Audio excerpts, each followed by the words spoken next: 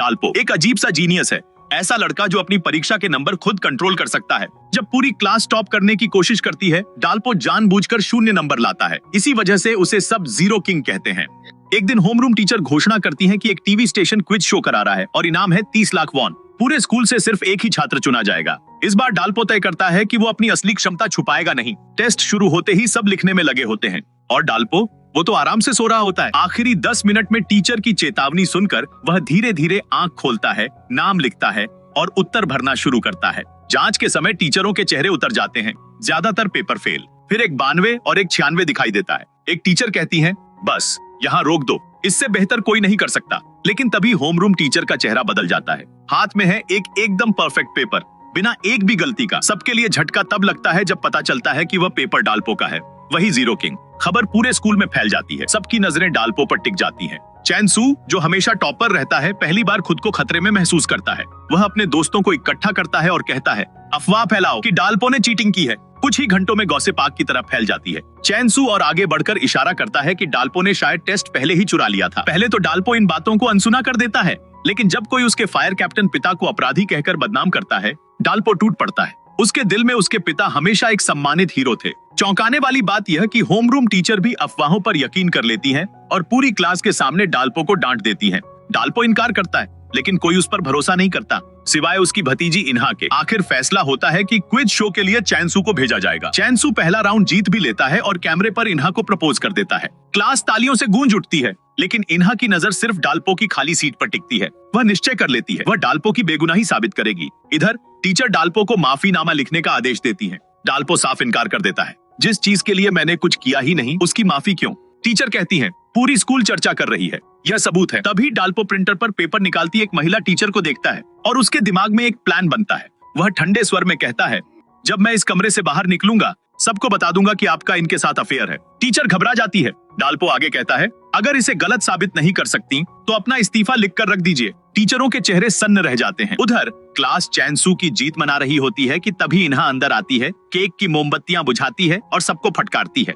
वह चैन सू का प्रपोजल ठुकरा देती है और मांग करती है, सब लोग डाल्पो से माफी मांगो। चैन सू गुस्से में पूछता है, सबूत है कि उसने चीटिंग नहीं की। दोनों की बहस बढ़ जाती है और वे शर्त लगा लेते हैं, अगर इन्हा साबित कर दे तो चैन सू माफी मांगेगा और इनाम का आधा हिस्सा देगा, वरना वह इन्हा को सबके सामने 10 थप्पड़ मारेगा। अपनी भतीजी को इस हद तक लड़ते देखकर डाल्पो अंदर से हिल जाता है। वह फैसला करता है, अब वह चुप नहीं रहेगा। जब डाल्पो बाहर होता है, इन्हा उसके कमरे में सबूत तलाशती है। कॉमिक्स के ढेर में उसे एक अंग्रेजी की किताब दिखती है जिस पर लाइब्रेरी का स्टैंप लगा है। जिज्ञासा में वह लाइब्रेरी जाती है और हैरान रह जाती है। हर किताब पर डाल्पो का उधार रिकॉर्ड, यानी वह हमेशा से पढ़ाई करता था, सिर्फ सबसे छुपाकर। वह सारे रिकॉर्ड कॉपी करके सबूत तैयार कर लेती है। इधर डाल्पो क्विज शो के ऑडिशन में पहुंचता है और आसानी से पास हो जाता है। अब मंच पर आमने सामने है जीरो किंग डाल्पो बनाम टॉपर चैन सू। पहले ही सवाल से डाल्पो सबको चौंका देता है। होस्ट पूछता है, 43 लोगों में से एक को एक ऐसी बीमारी होती है जिसमें झूठ बोलते ही हिचकी आती है। यह बीमारी किस परिकथा किरदार के नाम पर है? डाल्पो अचानक अपनी एकमात्र लाइफलाइन यूज करता है और चैन सू को बुलाता है। 30 सेकंड में वह ताना मारता है, अगर आज तुम्हें हरा दिया तो मुझे तुम्हें 10 थप्पड़ लगाने दो। सब सन्न रह जाते हैं। सच्चाई ये है, डाल्पो इस शो में सिर्फ इन्हा का बदला लेने आया है। लाइफलाइन बर्बाद होने के बावजूद वह आत्मविश्वास से जवाब देता है। पिनोकियो। होस्ट जवाब सही बताता है और पूछता है, क्या आपने कभी किसी ऐसे इंसान को देखा है जिसे यह बीमारी हो? डाल्पो मुस्कुराकर कहता है, हाँ, वो बेहद खास है, बहुत बोलती है और बिना सोचे सब कुछ कह देती है। हम उसे कहते हैं लाउड माउथ विच। पूरी क्लास हंसी से फट पड़ती है, जबकि इन्हा गुस्से में बड़बड़ाती है। डाल्पो, आज तुम गए। दूसरा सवाल आता है, 60 साल के राशि चक्र के अनुसार यह कौन सा वर्ष है? लेकिन यह सवाल डाल्पो की सबसे दर्दनाक याद को जगा देता है। उसे अपना असली नाम याद आता है, हामयोंग। वह और उसका बड़ा भाई जामयोंग कभी शहर के मशहूर जीनियस बच्चे थे। एक समय था जब उनका परिवार, माँ, पिता और दोनों बेटे खुशहाल जिंदगी जी रहे थे। लेकिन फिर आया वो हादसा जिसने सब कुछ बदल दिया। उनके पिता, जो फायर कैप्टन थे, एक बड़ी फैक्ट्री आग की सूचना पर टीम लेकर पहुंचे। मैनेजर ने सिर्फ 2 मजदूरों के अंदर फंसे होने की बात कही, लेकिन यह नहीं बताया कि फैक्ट्री में खतरनाक केमिकल्स का ढेर था। डाल्पो के पिता ने सच्चाई जाने बिना टीम को अंदर भेज दिया, जबकि मजदूर तो पहले ही भाग चुके थे और आग उन्हीं की गलती से लगी थी। कुछ ही देर बाद केमिकल्स धमाके से फट पड़े। सारी फायर टीम सहित 9 फायर फाइटर शहीद हो गए और आग अगले दिन तक जलती रही। बाद में मैनेजर ने झूठ बोलकर सारी गलती डाल्पो के पिता पर डाल दी कि कैप्टन ने चेतावनी के बावजूद अंदर जाने की जिद की थी। आश्चर्य ये कि 9 में से सिर्फ 8 शव मिले। तभी एक गवाह ने दावा किया कि उसने बारिश में कैप्टन को जिंदा देखा था। वह गवाह पिनोकियो सिंड्रोम से पीड़ित था, इसलिए उसकी बात बिना सोचे ही सच मान ली गई। मीडिया ने कहानी को सनसनीखेज बनाने का मौका पकड़ लिया। एक निर्दयी महिला रिपोर्टर ने इंटरव्यू को एडिट करके डाल्पो के पिता को फरार अपराधी की तरह दिखा दिया। गलत रिपोर्ट से जनता भड़क उठी। परिवार जहां भी जाता अपमान सहना पड़ता। दबाव इतना बढ़ गया कि डाल्पो की मां टूट गई। आखिरी बार छोटे बेटे के साथ पटाखा जलाने के बाद वह समुद्र में कूद गई। जब बड़ा भाई पहुंचा, उसे सिर्फ एक चिट्ठी और छोटे भाई का एक जूता मिला। गुस्से और दुख में वह मीडिया पर चिल्लाता रहा, पर किसी को फर्क नहीं पड़ा। किस्मत से डाल्पो को एक बुजुर्ग व्यक्ति ने बचा लिया, जिसे अल्जाइमर था। वह उसे अपना खोया बड़ा बेटा समझकर घर ले आया और अचानक डाल्पो को एक ऐसा भाई मिला जो उससे 20 साल बड़ा था और एक भतीजी इन्हा जो उसी की उम्र की थी। शुरू में चोई भाई नहीं मान रहे थे, लेकिन डाल्पो का बुजुर्ग की सेवा करने का तरीका देखकर उन्होंने उसे अपना लिया। डाल्पो ने कभी अपनी असली पहचान नहीं बताई और समय के साथ वह परिवार का हिस्सा बन गया, लेकिन किस्मत जैसे उसका साथ ही नहीं देती थी। एक दिन टीवी ठीक करते समय उसे सच्चाई पता चली कि उसके परिवार को बर्बाद करने वाली रिपोर्टर इन्हा की ही मां थी। उस दिन से डाल्पो का व्यवहार इन्हा के साथ बदल गया। वह उसे जानबूझकर चिढ़ाता था, हालांकि दोनों के दिलों में एक दूसरे के लिए एक पुराना गहरा रिश्ता बन चुका था। इसीलिए जब डाल्पो ने सुना कि इन्हा ने चैनसू से उसकी बेगुनाही पर शर्त लगा ली है,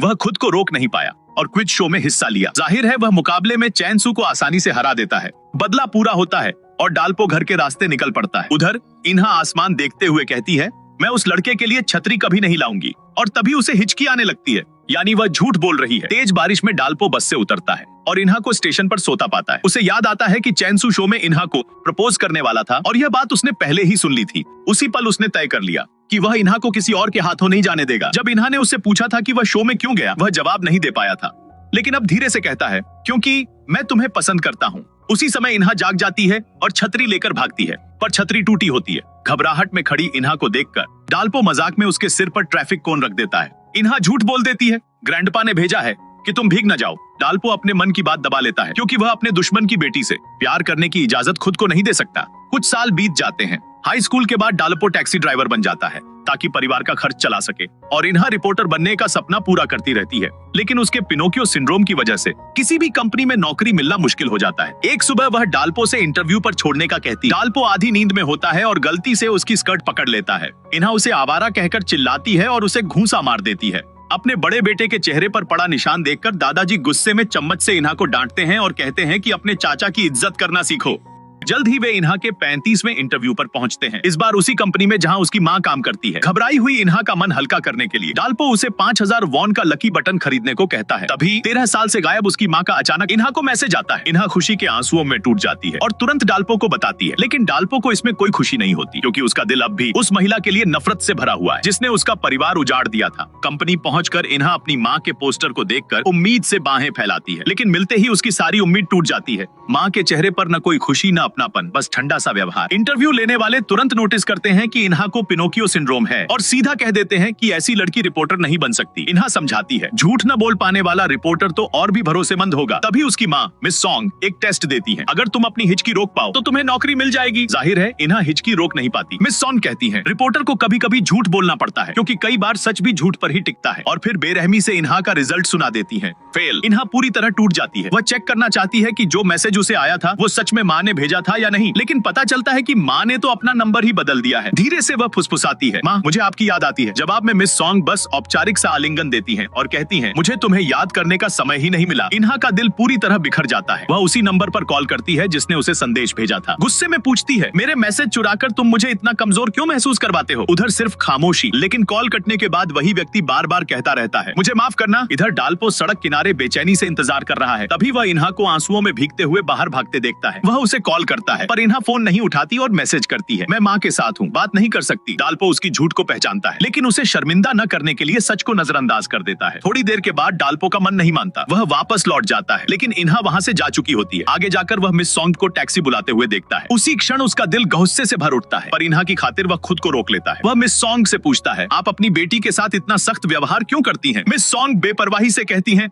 उसे समझाओ कि ऐसे सपनों का कोई भविष्य नहीं होता। उधर इन्हा घर जाकर अपनी सारी पत्रकारिता की की किताबें समेटती है और उन्हें जलाने की सोचती है। घर लौटते समय दादाजी बताते हैं कि इन्हा सूटकेस लेकर कहीं निकल गई है। डाल्पो घबराहट में भागता है। छत से इन्हा के एडमिशन टिकट के टुकड़े गिरते हैं। वह तेजी से ऊपर दौड़ता है और हिचकी की आवाज सुनते ही उसे चैन आता है। इन्हा को देखकर वह धीरे से कहता है, मुझे आज सब पता है, जो कुछ भी तुम्हारे साथ हुआ। इन्हा शर्मिंदा होकर रो पड़ती है। वह जानती है कि डाल्पो ने अपने सपनों की कुर्बानी देकर हमेशा उसका साथ दिया है और फिर भी वह हर बार असफल हो रही है। वह कहती है, मैं हार गई हूँ, मैं अब और बोझ नहीं बनना चाहती। लेकिन उसकी हिचकियां बता देती हैं कि वह झूठ बोल रही है। अंत में वह टूटकर कहती है, मैं छोड़ना नहीं चाहती, पर क्या करूं। अचानक डाल्पो उसका हाथ पकड़कर कहता है, तो फिर चलो हम दोनों रिपोर्टर बनते हैं, साथ मिलकर लड़ेंगे और सच्चाई को सच में सच साबित करेंगे। इसके बाद आने वाले महीनों में डाल्पो दिन रात पढ़ाई करता है। इन्हा के साथ इंटरव्यू की तैयारी करता है। दादाजी को चिंता न हो इसलिए उनसे छुपता रहता है, लेकिन बुजुर्ग पिता सब समझ चुके होते हैं। एक दिन वह उत्साह से डाल्पो को नाई की दुकान ले जाते हैं, स्टाइलिश हेयर कट चुनते हैं, फिर उसके लिए एक बढ़िया सूट खरीदते हैं। तैयार होकर जब डाल्पो बाहर आता है, दादाजी की आंखों में गर्व चमकने लगता है। अरे ये कौन है? डाल्पो आईने में खुद को देखकर असहज हो जाता है। वह अब उस बूढ़े का भोला बेटा नहीं दिखता। तभी दादाजी सच बता देते हैं, मुझे हमेशा पता था कि तुम मेरे असली बेटे नहीं हो, पर मैं तुम्हें खोना नहीं चाहता था। फिर वह गंभीर आवाज में कहते हैं, अब मेरी चिंता मत करो, जाओ अपनी जिंदगी जियो। डाल्पो आंसू रोक नहीं पाता, आप हमेशा मेरे पिता रहेंगे। घर पहुंचने पर चोई उसे पहचान नहीं पाता और पूछता है, पिताजी ये मेहमान कौन है? दादाजी मुस्कुराते हुए कहते हैं, ये तुम्हारे बड़े भाई हैं। जैसे ही डाल्पो घर में दाखिल होता है, बाहर आती इन्हा उत्साहित होकर कहती है, मेरे अंकल आज तो कमाल लग रहे हैं। बूढ़े पिता गर्व से मुस्कुराते हैं। डाल्पो की स्मार्टनेस और अच्छी शक्ल हमारी फैमिली से ही मिली है। चोई अपनी बेटी को इतने प्रभावित होते देखकर चौंक जाता है। कल तक तो वह उसे सबसे प्यारी और सुंदर गर्ल कह रहा था, लेकिन आज डाल्पो को देखकर उसे लगता है कि उसकी बेटी तो उसके लायक ही नहीं। वह तुरंत उसे डांटता है, ये पुराने कपड़े फेंक दो। इन्हा गुस्से में याद दिलाती है, आपने ही कहा था मैं मिस कोरिया से भी सुंदर हूँ। चोई फौरन बहाना बनाता है, अरे मैं नशे में था। वह चेतावनी देता है, ऐसे व्यवहार करोगी तो डाल्पो सोचेगा कि तुम बहुत आसान हो। इन्हा झुंझला कर कहती है, ये सब नामुमकिन है। डाल्पो ने मुझे कभी लड़की की तरह नहीं देखा और मैंने भी उसे कभी लड़के की तरह नहीं। कमरे के बाहर खड़ा डाल्पो यह सुनकर रुक जाता है, लेकिन उसके बाद की बात सुन नहीं पाता। अंदर इन्हा अपने पिता से कह रही होती है, डाल्पो को हल्के में मत लेना। उसकी शक्ल, उसकी सोच और उसकी स्किल्स सब टॉप 1% में आती हैं। ये कहते हुए वह धड़कते दिल के साथ अपने कमरे में चली जाती है। कुछ दिनों बाद रिपोर्टर की भर्ती शुरू होती है। डाल्पो सिर्फ 1 महीने में 3 साल का सिलेबस पूरा कर लेता है और लिखित परीक्षा पास कर लेता है। वह इन्हा को उसके 36वें इंटरव्यू तक लेकर आता है। वहीं उसकी मुलाकात होती है अपने सबसे बड़े प्रतिद्वंद्वी सीओ से। असल में सीओ ही वह इंसान है जो 13 साल तक गलती से इन्हा को टेक्स्ट करता रहा। वह उसकी माँ का पुराना नंबर इस्तेमाल कर रहा था और इन्हा समझती रही कि वह उसकी माँ है। समय के साथ सीओ को इस लड़की से लगाव हो गया, पर उसने अपनी असल पहचान एक अमीर घराने के वारिस छुपा ली ताकि वह उसके और करीब आ सके। पहला इंटरव्यू शुरू होता है। तीनों एक ही ग्रुप में हैं। डाल्पो नोटिस करता है कि सीओ लगातार इन्हा को देख रहा है, तो वह मजाक में कहता है, दोस्त तुम्हारी नाक बह रही है। वीडियो रिपोर्टिंग टेस्ट में डाल्पो सबसे पहले नंबर पर है, जो कि सबसे मुश्किल पोजीशन है। वह बिना तड़का लगाए सच बताता है। बाकी 2 प्रतियोगी उसके रिपोर्ट में मसाला जोड़कर उसे और रोचक बनाते हैं। इन्हा की बारी आती है। वह भी डाल्पो की तरह बिल्कुल सच बोलती है। इंटरव्यूअर पूछता है, तुमने दूसरों जैसा क्यों नहीं बोला? इन्हा सच बताने ही वाली होती है कि उसे पिनोकियो सिंड्रोम है, लेकिन डाल्पो और सीओ दोनों उसे रोकते हैं। एक रिपोर्टर का काम है सच को प्राथमिकता देना, न कि उसे सजाना। पहला राउंड खत्म होता है और इन्हा सोचती है कि वह फिर फेल हो गई। वह खुद को डाल्पो के लिए बोझ महसूस करती है, लेकिन डाल्पो उसे दिलासा देता है, चाहे जो भी हो मैं तुम्हारे साथ रहना चाहता हूँ। सीओ इस नजदीकी से जल उठता है। उसी बीच रिजल्ट आता है, दोनों पास। घर में खुशी फैल जाती है,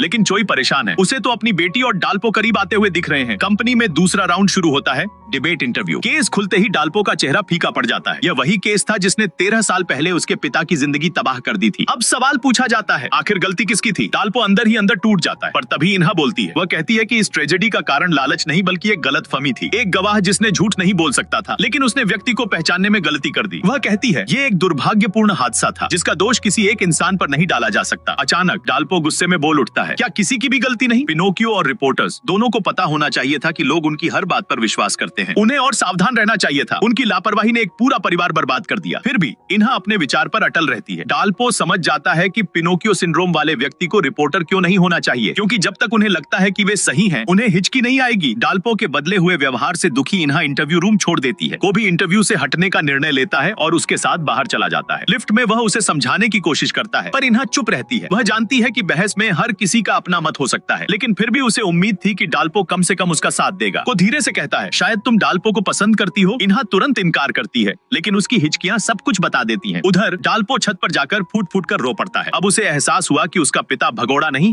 बल्कि असली हीरो था। खुद को संभालकर वह पुलिस स्टेशन पहुंचता है, लेकिन पता चलता है कि उसके पिता के अवशेष पहले ही कोई ले जा चुका है। दूसरी ओर बड़ा भाई जेओंग अपने पिता का अंतिम संस्कार पूरा कर चुका है। वह अब अकेला महसूस करता है और सूने दिल में सिर्फ बदले की आग बची है। वह तय करता है कि जिन लोगों ने उसके परिवार को तबाह किया, उन्हें वह एक एक कर सजा देगा। उसका पहला निशाना वही फैक्ट्री मैनेजर होता है जिसने सारी गलती डाल्पो के पिता पर थोपी थी। जेओंग चालाकी से उसका वॉलेट चुरा लेता है और उसे एक सुनसान जगह बुलाता है। मैनेजर कुछ समझ नहीं पाता और सीधे फंस जाता है। जयोंग निर्दयता से जाल बंद कर देता है। मैनेजर कितनी भी मिन्नतें करे, जयोंग का दिल नहीं पिघलता। वह उन 2 मजदूरों को भी सजा देता है जिनकी गलती से आग लगी थी और सबका दोष मैनेजर पर डाल देता है ताकि दुनिया उसे उसी तरह याद करे जैसे उसके पिता को गलत तौर पर दोषी ठहराया गया था। इधर इन्हा अपने पिता की सलाह पर एक कन्वीनियंस स्टोर में काम कर रही है। वह रोते हुए एक ग्राहक से कहती है, अंकल डाल्पो तो 1 महीने में पास हो गए और मैं 3 साल से मेहनत कर रही हूँ, फिर भी असफल। तभी सीओ आता है जो उसे पसंद करता है और डाल्पो को उसका असली अंकल समझकर उसे दिलासा देता है। रात में डाल्पो अपने पहले दिन की नौकरी के बारे में परिवार से बातें करता है। इन्हा दिखाती है कि उसे कोई फर्क नहीं पड़ता, लेकिन मन ही मन उसे बुरा लगता है कि डाल्पो भी उसे रिपोर्टर के लायक नहीं मानता। गुस्से में वह उसका टूथब्रश टॉयलेट में डुबो देती है, लेकिन जैसे ही डाल्पो उसे उठाता है उसे खुद ही शर्म आ जाती है और वह टूथब्रश फेंक देती है, बिना संतोष के,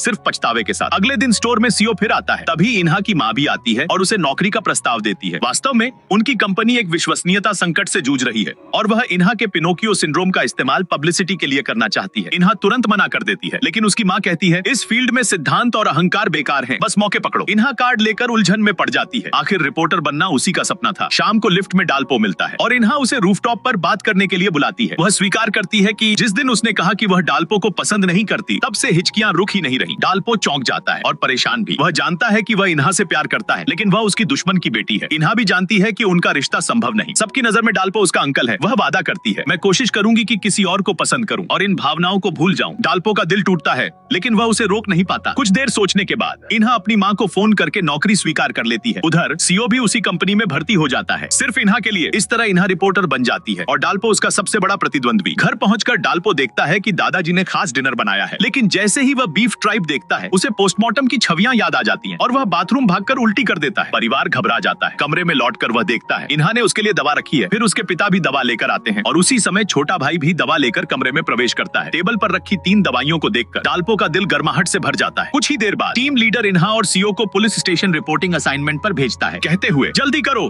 क्योंकि आज तुम्हारे प्रतिस्पर्धी भी वहीं पहुंच चुके हैं। जैसे ही दोनों नए रिपोर्टर पुलिस स्टेशन पहुंचते हैं, पता चलता है कि वहां पहले से ही डाल्पो और युन मौजूद हैं। स्टेशन के बाहर इंतजार कर रहे रिपोर्टरों की थकान देखकर डाल्पो तुरंत समझ जाता है कि यहाँ मुकाबला कितना सख्त है। तभी उसकी मुलाकात होती है बचपन के दोस्त चांसू से, जो अब पुलिस अफसर है। थोड़ी देर बाद इन्हा भी स्टेशन पहुंचती है। चांसू उन्हें रिपोर्टर्स लाउंज दिखाने ले जाता है, लेकिन जैसे ही दरवाजा खुलता है सब हैरान रह जाते हैं। कमरा बेहद गंदा और खराब हालत में है। इंटर्न रिपोर्टर बार बार पुलिस से सुराग लेने की कोशिश करते हैं, लेकिन कोई भी केस की जानकारी देने को तैयार नहीं। उल्टा उन्हें बार बार बाहर निकाल दिया जाता है। दूसरी तरफ चालाक डाल्पो जल्दी ही एक कॉप से अच्छा संबंध बनाकर छोटे मोटे सुराग जुटाने लगता है। इन्हा हिम्मत नहीं छोड़ती और अपने पुराने दोस्त चांसू से मदद मांगती है। वह उसे एक मामूली सा केस बताता है, एक महिला की व्यायाम करते समय अचानक मौत। इन्हा को लगता है कि यह खबर उसके लिए एक मौका है, लेकिन उधर युन चालाकी दिखाते हुए स्टेथोस्कोप ट्रिक से वही जानकारी चुरा लेती है। दोनों टीमें तुरंत अलग अलग जगह जाती हैं, कुछ लोग जिम की तरफ और कुछ अस्पताल की ओर। पूरे दिन भागदौड़ करने के बावजूद कोई ठोस जानकारी हाथ नहीं लगती। शाम तक सभी को पता चलता है कि जिस महिला की मौत हुई वह अक्सर अपने रूप को लेकर परेशान रहती थी और उसके पति ने भी उसे छोड़ दिया था। युन तुरंत खबर चला देती है कि वह जलन में वजन कम कर रही थी, लेकिन डाल्पो के मन में शक जागता है। उसे याद आता है कि इन्हा ने उसे चेतावनी दी थी, जो दिखाई देता है वह हमेशा सच नहीं होता। वह सीधे महिला के घर जाता है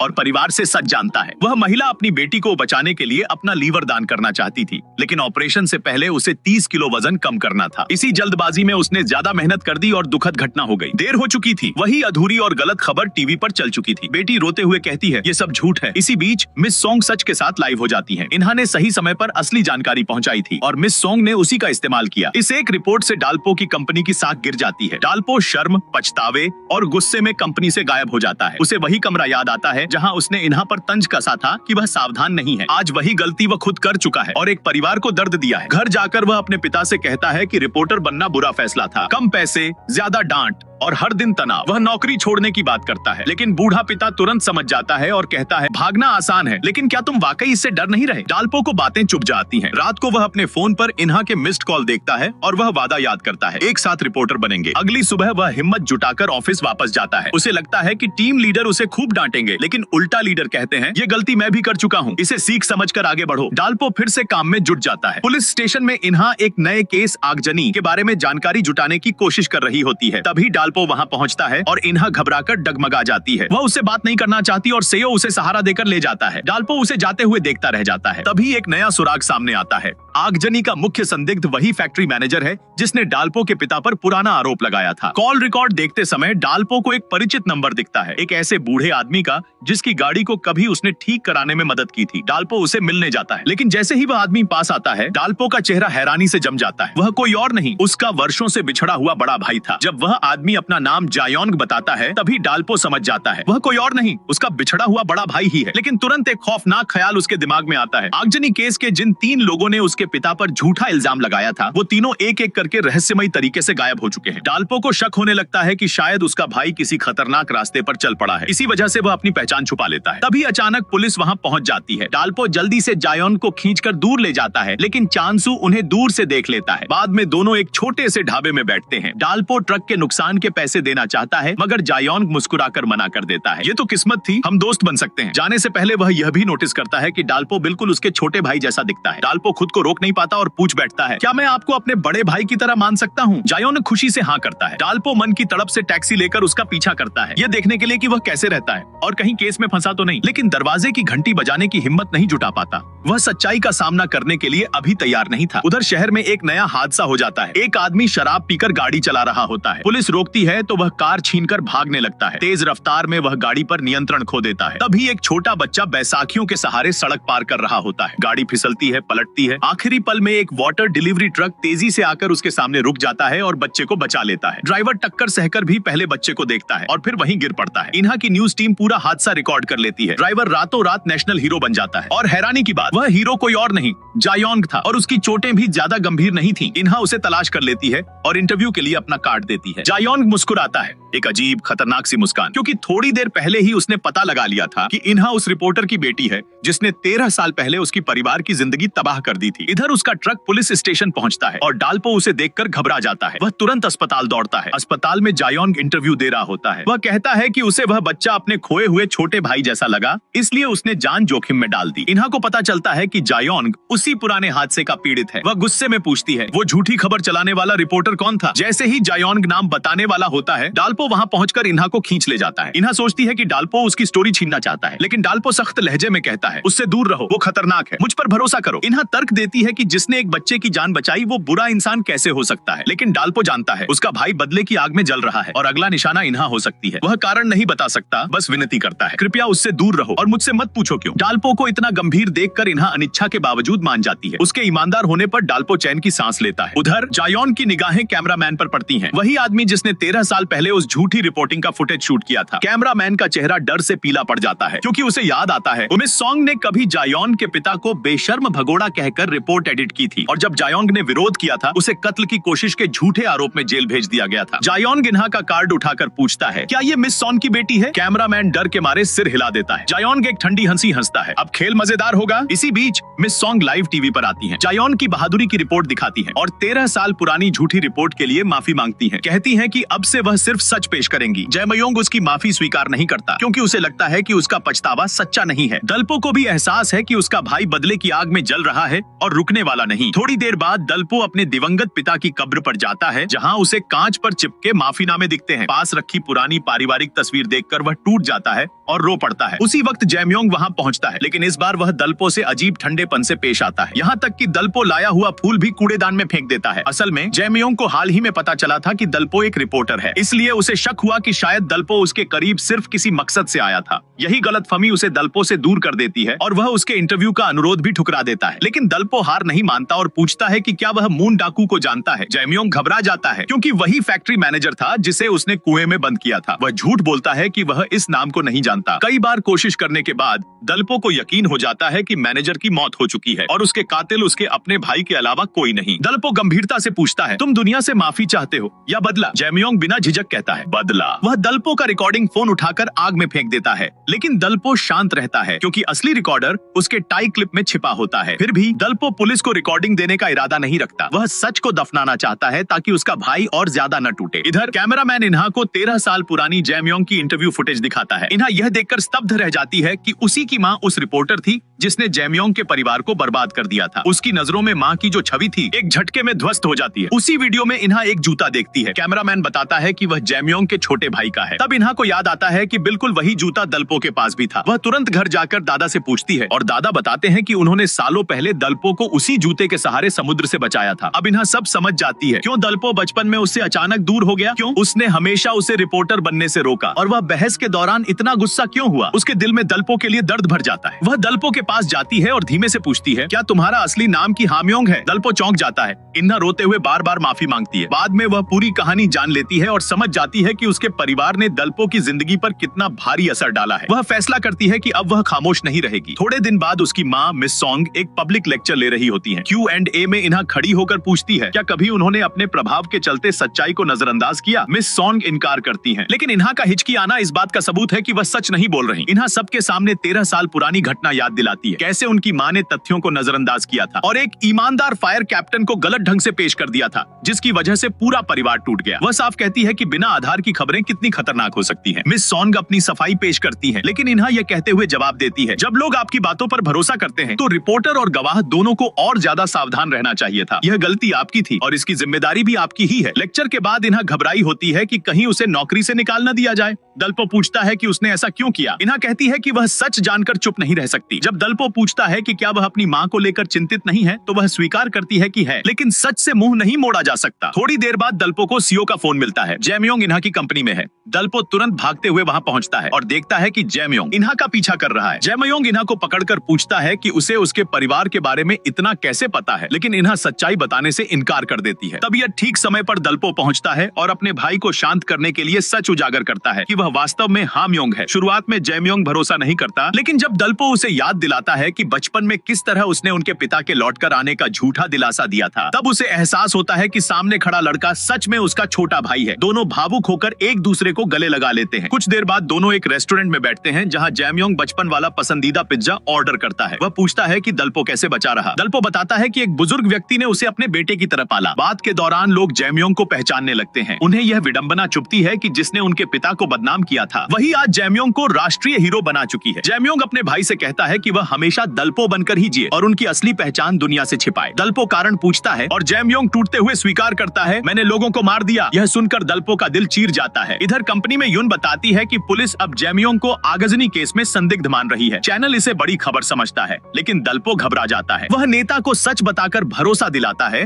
कि वह अपने भाई को खुद आत्मसमर्पण कराने के लिए राजी करेगा। नेता मान जाता है और यून का केस बदल देता है। यून गुस्से में अकेली बैठकर पीने लगती है। दलपो फिर अपने भाई से मिलने जाता है और उससे बदला छोड़ने की गुजारिश करता है। जैमयोंग कहता है कि मिस सॉन्ग ने उनके पिता को बदनाम किया और उसी आघात ने उनकी माँ की जान ले ली, इसलिए वह माफ नहीं कर सकता। दलपो उसे सवाल करता है कि वह उस दिन उन्हें छोड़कर क्यों चला गया था। इस पर जैमयोंग बताता है कि वह भागा नहीं था, वह मिस सॉन्ग से मिलने गया था ताकि अपने पिता की सच्चाई साबित करा सके। लेकिन वही इंटरव्यू उनके परिवार के लिए सबसे बड़ा वार बन गया। दलपो पछतावे में कहता है, अगर मैं तुम्हें पहले ढूंढ लेता शायद यह सब ना होता। अगली सुबह यून कंपनी में जागती है और सुनती है कि जैमयोंग मिस सॉन्ग के इंटरव्यू के लिए तैयार है। वह फौरन दलपो को बताती है। दलपो समझ जाता है कि जैमयोंग कुछ बड़ा करने वाला है। तब उसे एक गुमनाम मैसेज मिलता है जिसमें दावा किया गया है कि जैमयोंग ने फैक्ट्री मैनेजर की हत्या की है और लाश का ठिकाना भी बताया गया है। दलपो दौड़कर अपने भाई से मिलने जाता है और विनती करता है कि वह खुद आत्मसमर्पण कर दे। जैमयोंग इनकार करता है और कहता है कि दलपो इन्हा से प्यार करता है, इसलिए वह उसकी माँ को नुकसान नहीं पहुंचाएगा, इसलिए वह खुद इस कहानी का अंत करेगा। दलपो टूटे मन से लौटता है, जहां इन्हा उसका इंतजार कर रही होती है। वह जानती है कि दलपो उसकी वजह से खुद को रोक रहा था, इसलिए वह कहती है, अगर मेरी माँ गलत है तो उसके खिलाफ खड़े हो जाओ। दलपो हैरान होता है, लेकिन सच मान लेता है कि अब समय आ गया है। अगले दिन वह अपने भाई से मिलता है और कहता है कि उसने इन्हा को छोड़ने का फैसला कर लिया है। वह सारे सबूत चैनल को देगा, गवाहों से खुद मिलेगा और अगर सब सच हुआ तो रिपोर्ट करेगा कि जैमयोंग एक हत्यारा है। उसकी आंखों में आंसू आते हैं। एक रिपोर्टर की तरह मैं तुम्हें रोकूंगा और एक रिपोर्टर की तरह ही मिस सॉन्ग का सच सामने लाऊंगा। तभी उसे गवाह का फोन आता है। असल में वो मैसेज जैमयोंग ने ही भेजा था। वह चाहता था कि दलपो उसके माता पिता के लिए न्याय दिलाए। दलपो की ईमानदारी देखकर जैमयोंग भी सच सामने लाने का फैसला करता है। उधर मिस सॉन्ग को जरा भी एहसास नहीं कि खतरा उसके सामने खड़ा है। लाइव प्रसारण शुरू होता है, जहां वह 13 साल पुराना वीडियो दिखाकर जनता की सहानुभूति लेना चाहती है। जैमयोंग मिस सॉन्ग से पूछता है कि वह असली बिना एडिट वाला फुटेज क्यों नहीं दिखा रही। मिस सॉन्ग नर्वस हो जाती है और विषय बदलने की कोशिश करती है, लेकिन जैमयोंग उसे आरोप लगाता है कि उसने वीडियो एडिट करके उसके पिता को गलत तरीके से पेश किया। वह साजिश और एडिटिंग के लिए उसकी निंदा करता है। मिस सॉन्ग यह कहकर बचने की कोशिश करती है कि उस समय न्यूज रूम का अनुभव कम था, लेकिन जैमयोंग नहीं रुकता। वह तीखी तंज के साथ कहता है, 13 साल पहले आपने बहादुर फायर फाइटर को फरार दिखाया और अब आप मुझे, जो कि बदला लेने वाला हूँ, हीरो बना रही है। इस पर सभी लोग हैरानी से उसे देखते हैं। इसी बीच दलपो घटना स्थल पर पहुंचता है और सच जनता के सामने लाता है। एक इंटरव्यू वीडियो में जैमयोंग स्वीकार करता है कि उसने अपने पिता को फंसाने वाले 3 लोगों को खत्म किया और सबूत भी पेश करता है। रिपोर्ट के अंत में दलपो दृढ़ता से कहता है, मैं हूँ कि हाँ म्योंग। तभी उसके दत्तक पिता और छोटे भाई को असली पहचान पता चलती है। पुलिस की गाड़ियां सड़क पर आती हैं। 13 साल बाद 2 भाई फिर मिलते हैं, लेकिन जैमयोंग धीरे से कहता है, काश हम पहले मिलते। दलपो पछतावा जताता है और बार बार माफी मांगता है, लेकिन जैमयोंग उसे दोष नहीं देता। वह सिर्फ चिंता करता है कि उसका छोटा भाई मिस सॉन्ग का सामना अकेले करेगा। वह उसे सच्चा रिपोर्टर बनने और अपने पिता के लिए अधूरा बदला पूरा करने के लिए प्रोत्साहित करता है। घर लौटकर दलपो अपने दत्तक पिता से विदा लेता है। जीवन यहाँ सुखद है, लेकिन वह अपने भाई के लिए अपराध बोध महसूस करता है। दत्तक पिता दुखी होते हैं, लेकिन जानते हैं कि उन्हें रोकना नहीं चाहिए। इन्हा, जो कमरे में छिपी है, अपने आंसू रोक नहीं पाती। जैमयोंग को फिर अपराध स्थल पर पुनर्निर्माण के लिए ले जाया जाता है। रिपोर्टर्स उसका घेराव करते हैं और दृश्य 13 साल पहले जैसा लगता है, लेकिन अब जैमयोंग पीड़ित नहीं बल्कि बदला लेने वाला है। मिस सॉन्ग का करियर बुरी तरह प्रभावित होता है। दलपो उसे चेतावनी देता है, इतना आसानी से नहीं टूटना चाहिए, मजा तब नहीं आएगा। फिर मिस सॉन्ग के और झूठे रिपोर्ट सामने आते हैं। जनता नाराज होती है और कुछ लोग कंपनी के बाहर विरोध करते हैं। दूसरी तरफ एक और पीड़ित सामने आता है, मिस्टर पार्क, जो बस कंपनी के मालिक थे। उन्होंने भ्रष्ट ड्राइवर को नौकरी से निकाला था, लेकिन मिस सॉन्ग ने झूठा दावा किया कि ड्राइवर ने आत्महत्या की। असल में ड्राइवर दिल के दौरे से मर गया था। इसके बाद रिपोर्टर्स सच्चाई उजागर करने के लिए विभाजित हो जाते हैं। इन्हें मृत्यु प्रमाण पत्र की जांच करती है, को उसके पूर्व सहयोगियों से पूछताछ करता है, यून परिवार से मिलती है और दलपो मिस सॉन्ग से पुष्टि करता है कि उसने सही प्रक्रिया अपनाई थी या नहीं। मिस सॉन्ग कहती है कि हर अफवाह का जवाब देने की जरूरत नहीं, लेकिन दलपो ठंडे स्वर में पूछता है, क्या आप साबित कर सकती हैं कि यह सिर्फ अफवाह है? यह वही सवाल है जो मिस सॉन्ग ने वर्षों पहले दलपो से पूछा था। वह मौत के परिवार के बयान और कथित सुसाइड नोट का हवाला देती है, लेकिन दलपो लगातार सच्चाई की तरफ दबाव डालता है। दलपो जांच करता है कि क्या मौत का प्रमाण पत्र सही है। मिस सॉन्ग गुस्से में आ जाती है,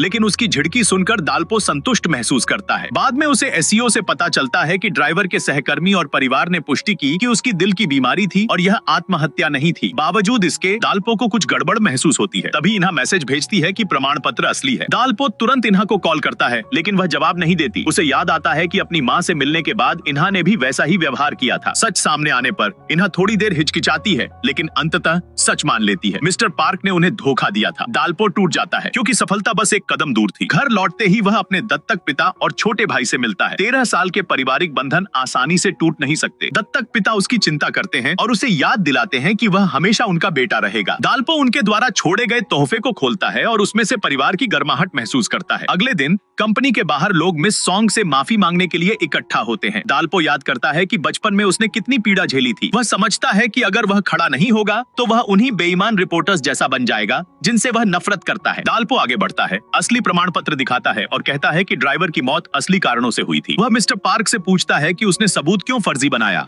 रिपोर्टर्स उन्हें घेर लेते हैं और मिस सॉन्ग शॉक में है। दलपो समझाता है कि एक सच्चा रिपोर्टर वही होता है जो सच सामने लाए, जो मिस सॉन्ग ने 13 साल पहले नहीं किया। अंततः मिस सॉन्ग सार्वजनिक रूप से माफी मांगती है और अपने पद से इस्तीफा देती है। दलपो अपने भाई जैमयोंग से मिलने जाता है और उसे खुशखबरी सुनाता है। जैमयोंग राहत महसूस करता है कि उसका छोटा भाई सही रास्ते पर है। इसके बाद दलपो इन्हा के पास जाता है, अपनी भावनाओं का इजहार करता है और इन्हा भी अपने दिल की बात स्वीकार करती है। हालांकि दत्तक पिता के प्यार और सामाजिक नियमों की वजह से दोनों केवल चाचा भतीजी के रूप में रहते हैं। चोई, जो उनके रिश्ते को समझ चुका है, उनका समर्थन करता है और पिता को बताता है कि दलपो इन्हा को 10 साल से प्यार करता रहा। अगले दिन दत्तक पिता दलपो से कहते हैं कि उन्होंने दत्तक अपनापन खत्म करने के लिए आवेदन किया है, यह समझते हुए कि उन्होंने उसे बहुत प्यार किया। दलपो भावुक होकर कहता है, धन्यवाद पापा। अंत में दलपो और इन्हा शादी की तैयारी के लिए ब्रेसल शॉप में जाते हैं और परिवार उनके साथ खुश है। और इसी के साथ यह कहानी अपने खूबसूरत अंत तक पहुंचती है। अगर आपको यह कहानी पसंद आई हो तो वीडियो को लाइक, शेयर और चैनल को सब्सक्राइब जरूर करें।